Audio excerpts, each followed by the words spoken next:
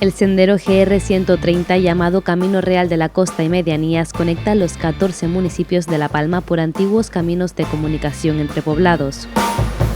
Son 159 kilómetros de longitud que bordean la isla de manera circular en 8 etapas en el sentido contrario a las agujas del reloj.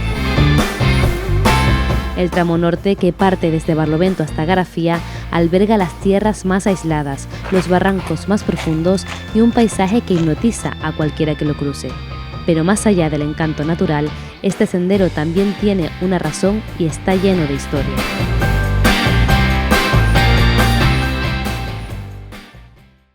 Este sendero fue un eje vital, comercial, para todas las comunicaciones de la isla, sobre todo anterior a la mitad del siglo XX, primera mitad del siglo XX y siglo XIX, cuando no existían las carreteras. Es decir, la isla tenía 2 caminos reales, bueno, 3, que era el Camino Real de la Costa, el Camino Real de la Cumbre, el actual sendero GR131 de la Transvulcania, y el Camino Real del Monte, que era la Traviesa. Este sendero era la carretera actual, ¿va?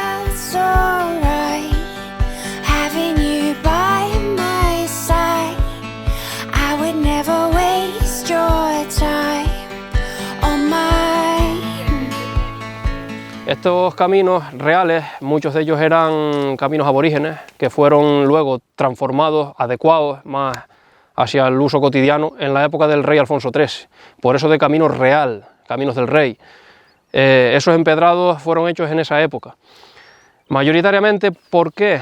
Para evitar que la erosión de las lluvias hiciera escorrentías en esos caminos, y otra para facilitar el paso de los animales de carga. No deja de ser un camino de comunicación y de mercancías. Por aquí pasaba tanto la mercancía de comida y de todo el mercadeo entre barrios y municipios, como los propios carteros a llevar las cartas. O sea, haciendo un poco alusión a la actualidad, los WhatsApp en esa época caminaban por estos senderos. La escasez de agua en esa época pre-siglo XX, época en la que no existían galerías en la isla de La Palma, fue una época en la que empezó, digamos, a importarse la tradición cabuquera de Tenerife, pero en esa época no teníamos ninguna galería aquí, o sea, la gente vivía de fuentes. En este tramo de camino entre Topasiegas y La Palmita vemos, al adentrarnos, una tubería que pudiera parecer una tubería actual como cualquier otra, pero nada, o sea, no tiene nada que ver la apariencia con la realidad. Esa tubería fue instalada en 1923 por un señor llamado Faustino González. Ese señor fue un emigrante barloventero a Cuba y retornado indiano, con dinero, apoderado en la época, y fletó un barco de Tenerife a La Palma para desembarcar tubería más de 5 kilómetros para canalizar el agua de varias fuentes a la costa barloventera. Esas fuentes eran la fuente de la Bica, la fuente del Chorro, la fuente de Marruecos, en gallego. Esa tubería trasa por la costa de Barlovento y tiene su final en la zona de Talavera. Esa tubería regaba cultivos en Talavera. No deja de apreciarse la dificultad de la obra en la época, escasos en medios, no había maquinaria como hay hoy en día, y la tubería pasa por auténticos lugares escarpados del acantilado de la costa y bastante peligrosos.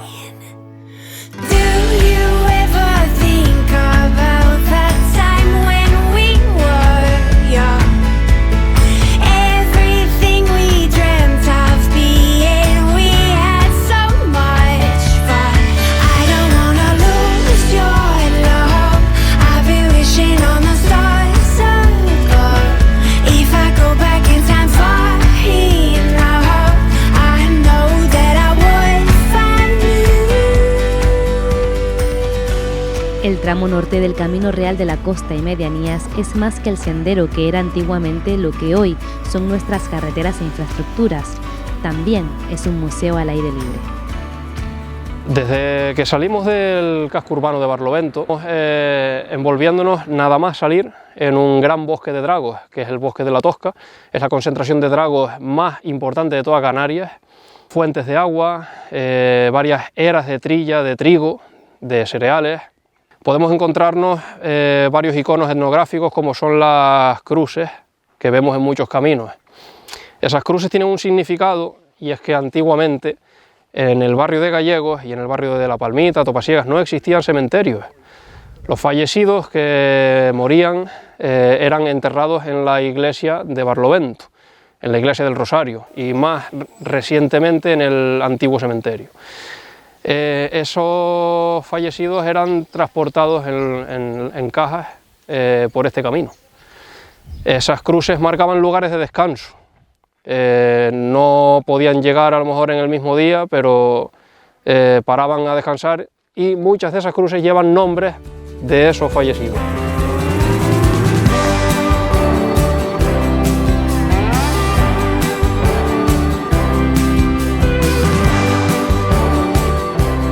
Luego tenemos también en el tramo de Topasiegas a La Palmita dos iconos etnográficos importantes. Uno de ellos es el horno de tejas de la Cueva de Marta.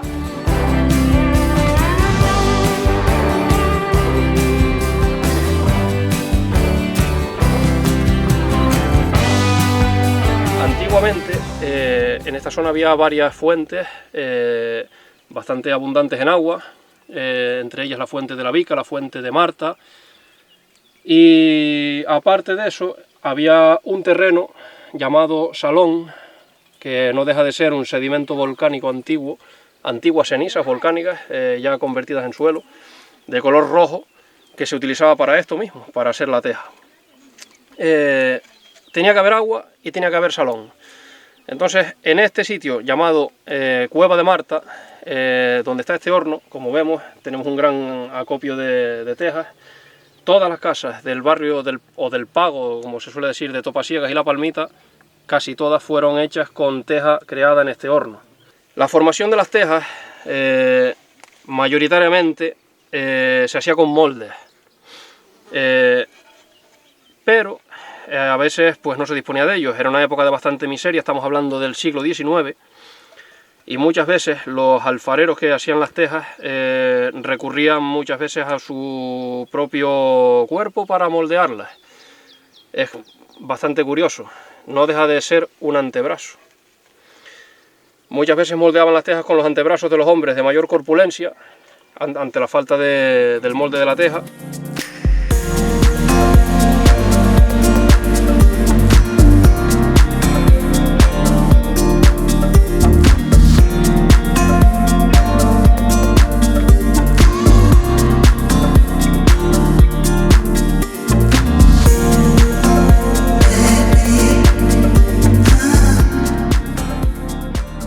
¿Qué son estos corchos? Son antiguas colmenas de abejas, muy escasas ya, digamos así, vistas al aire libre, dada su antigüedad.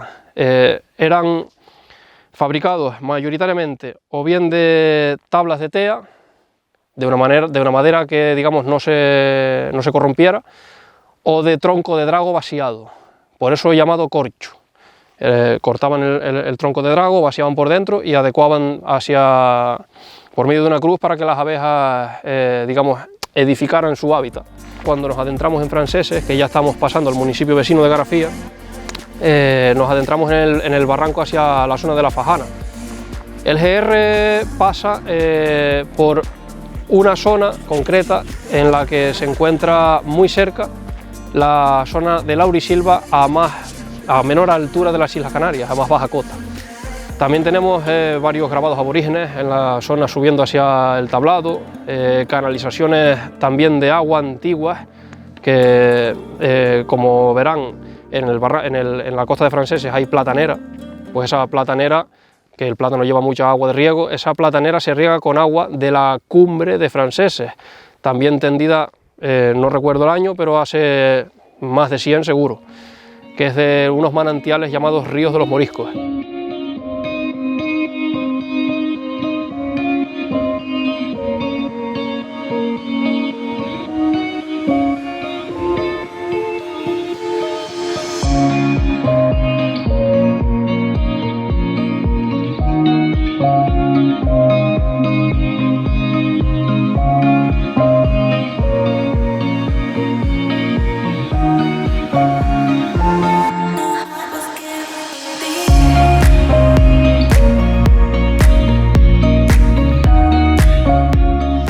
camino lleno de historia que da la vuelta a la isla adentrándose en paisajes como si de una postal se tratara y dejando un enorme legado que cualquiera que pase por él debería conocer.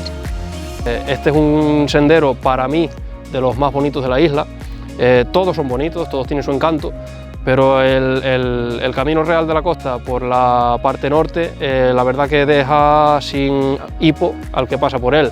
Y digamos, son lugares parados en el tiempo, son lugares que, digamos, de esa segunda mitad del siglo XIX a primera mitad del siglo XX, eso ahí quedó parado. O sea, el desarrollo ha llegado a otros lugares, pero las comunicaciones, por ser barrios aislados, pues no han hecho que se hayan despoblado. Pero eso tiene su encanto, o sea, hacia el caminante y al visitante. No estamos hablando de grandes urbes, sino de un lugar totalmente, como se ve en este paisaje, totalmente salvaje. Yo invito a cualquier caminante a que se adentre en este sendero, no lo va a decepcionar para nada.